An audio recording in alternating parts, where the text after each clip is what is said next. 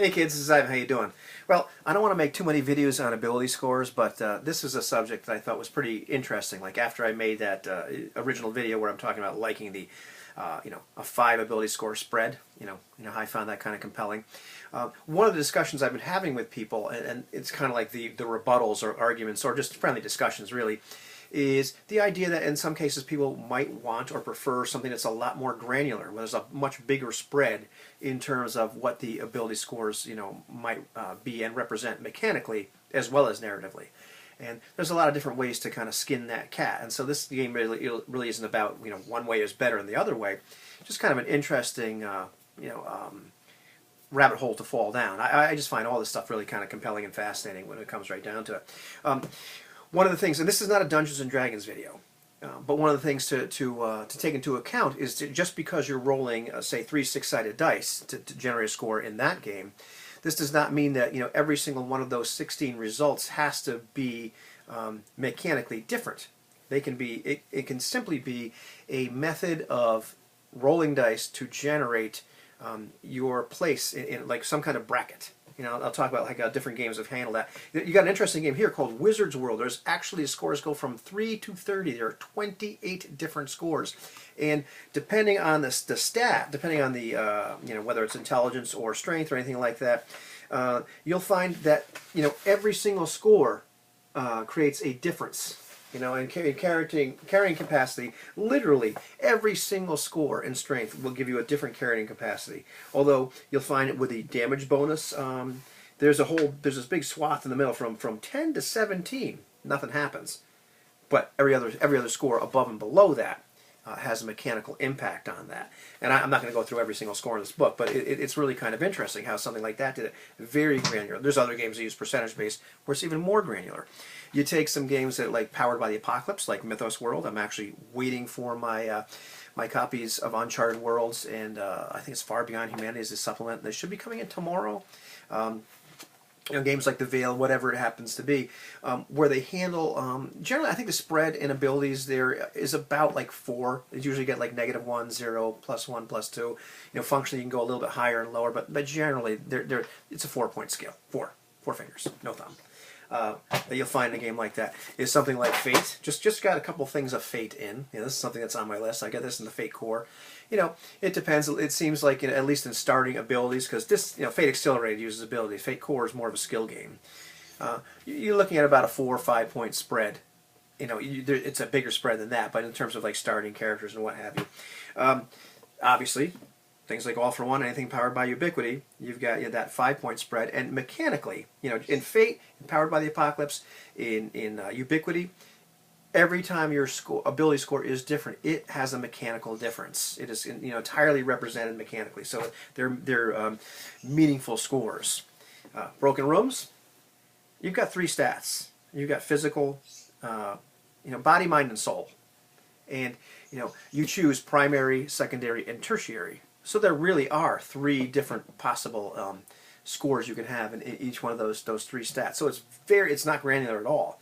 It's really like your average, your stronger, you're above average, or whatever. You're just more stronger, more intelligent, more soul, or you're below average. That's it. It gets really interesting. Let's talk about this is not a Dungeons and Dragons video, but talking about that spread from 3 to 18 and the idea that maybe not every score has to mean something.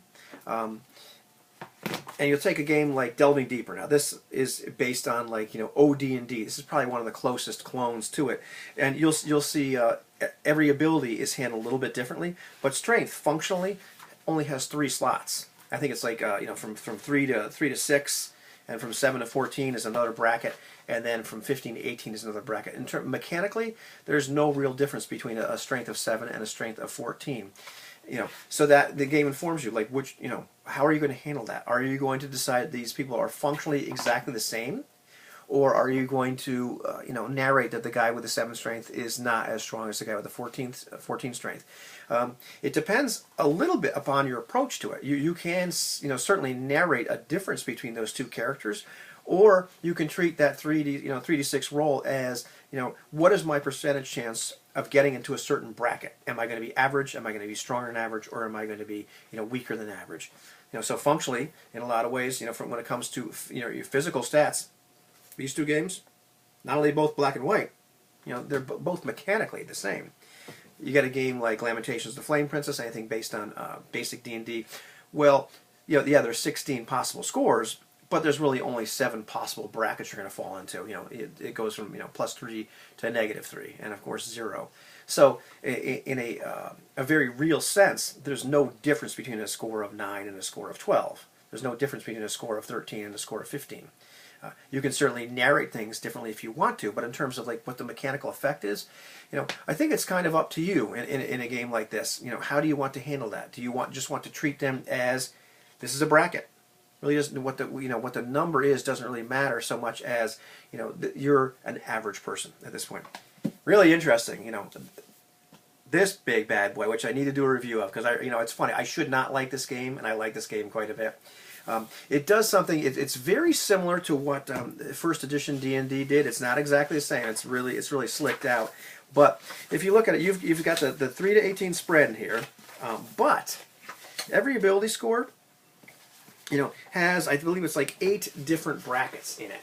Okay, but the bracket, how many brackets there really are depends on what effect of that score you're actually looking at. For strength, there are actually 8 separate brackets. In terms of encumbrance. However, if you're looking at extraordinary feats of strength, there are, once again, 8 separate brackets. You're rolling percentage dice in order to do something really extraordinary. But if you're going to do a feat of strength, something that's not an extraordinary feat, but a regular feat, let's say there's 1, 2, 3, 4, 5. There's 5 brackets. Because normally scores of 3 and 4 to 6, they're handled separately for the extraordinary feats and how much you can carry. But for a test of strength, 3, 4, 5, and 6, they're all the same thing. So the small number of brackets. In terms of a damage adjustment from melee, there's, let's see, 1, 2, 3, 4, 5, 6 brackets now. Goes from -2 all the way to +3. However, from your attack modifier, your to hit, there's 1, 2, 3, 4, 5. So 1 less. It only goes from -2 to +2. You look through each one of these ability scores, and it handles these things differently depending on what it is that you're trying to do. So, are there 16 brackets? No. Are there 8? Sometimes. Sometimes there's 5. Sometimes I think there's like 3 in one, or 3 or 4 in one of these. It depends on what part of the world you're trying to affect with that ability score. Generally. One of my arguments against like first edition D&D is they got really, really clunky. I understood it. It made sense granularly, but I didn't like it over time. For some reason, I like the way this game does it, even though, I like this game an awful lot. But this video is not about that game, and it's not about D&D games or retro clones. At the end of the day, it is kind of a game design choice, and it's also a preference choice as a player. In terms of like how do you like your games to handle things like that? Depends on what the intent of the game is. Is it a game where you really are supposed to be getting very granular, and it's I don't want to say tactical because that's the wrong word, or is it a game where it's just more important to know from a narrative sense? Are you average? Are you above average? Are you very above average? Or are you below average? Or maybe really below average in something? To me, it depends on what the intention is for the game. I tend to gravitate nowadays more towards a tighter grouping when it comes to attribute scores. It's not because I do not enjoy the mechanical difference between the various abilities, but to me it's less about what I play the game about. It's enough for me to know that my character is stronger than average, or clumsier than average, or maybe a bit more foolish than the guy next to him, or perhaps he has a little bit more common sense than the guy down the street, or he's just about as charismatic and persuasive as everybody else. He's nothing special. That to me is more important to know. That informs ultimately how I role play my character. You know, part of character creation, you know, whether it's random and I find out, oh, okay, I guess this is kind of like what my guy's abilities are, or when I actually build a character with a point by, you know, going down that road, you know, that gives me an idea of like, well, how am I going to role play this person? There's various other things involved in terms of personalities and motivations.